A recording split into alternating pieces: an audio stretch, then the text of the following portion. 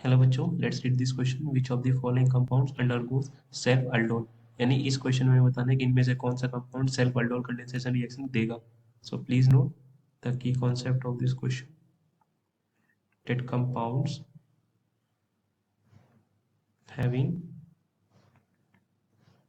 and to be more precise, and ketonic compounds having alpha hydrogen gives self aldol or gives self aldol reaction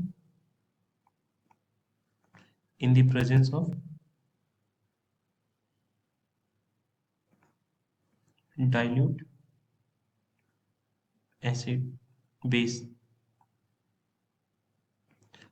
अगर हम इसकी mechanism की बात करें तो लेट से ये हमारे पास है एक कीटोन, और अगर हम इसे डाइल्यूट बेस से रिएक्ट करेंगे तो बेस का काम होता है सबसे पहले एसिडिक हाइड्रोजन को एक्सट्रैक्ट करना।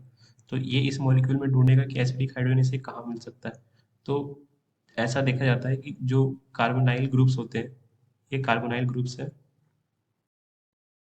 कार्बन अल्फा पोजीशन पर, उससे अटैच्ड हाइड्रोजन ये एसिडिक नेचर के होते हैं। तो ये NaOH में जो OH माइनस है ये एज अ बेस यहाँ से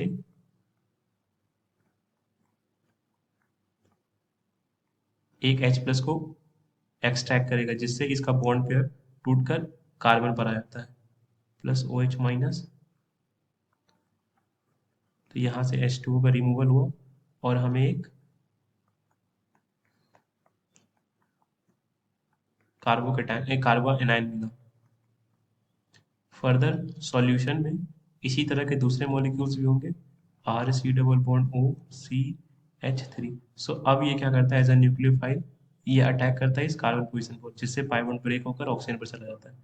तो अब हमें जो प्रोडक्ट मिला RCO नेगेटिव, नीचे CH3, यहाँ से CH2, then C double bond OR। Further ये हाइड्रोलाइज होकर फर्दर ये प्रोटोनेट होकर एक प्रॉपर अल्कोहल फॉर्म करता है, RCOH, CH3, CH2, C double bond O, then R। इसी कंपाउंड को हम कहते हैं एल्डोल।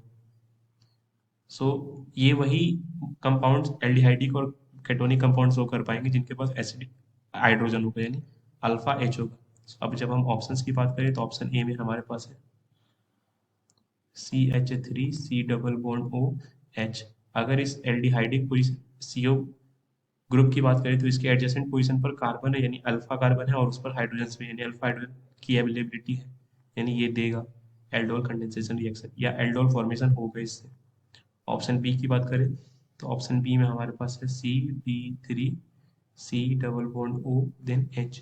स्टूडेंट्स, इस रिएक्शन मैकेनिज्म में हमने देखा कि बेस एब्स्ट्रैक्ट करता है H प्लस को, बट इस केस में instead of abstracting H plus ये D को एब्स्ट्रैक्ट करेगा। इसका मतलब ये भी एल्डोल कंडेंसेशन देगा। सी की बात करें तो सी में है पीएच सब C डबल बॉन्ड OH। अब इसे हम रीड्रॉ करें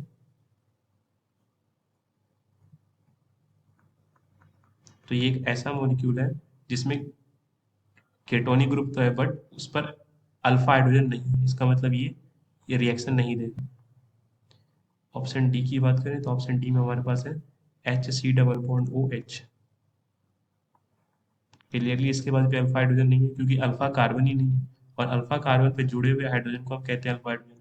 तो जब अल्फा कार्बन ही नहीं है तो ये रिएक्शन भी शो नहीं करेगा एल्डोल कंडेंसेशन। तो हमारे पास जो करेक्ट ऑप्शंस बचे हैं वो हैं A and B। I hope आपको ये कॉन्सेप्ट समझ आया स्टूडेंट। थैंक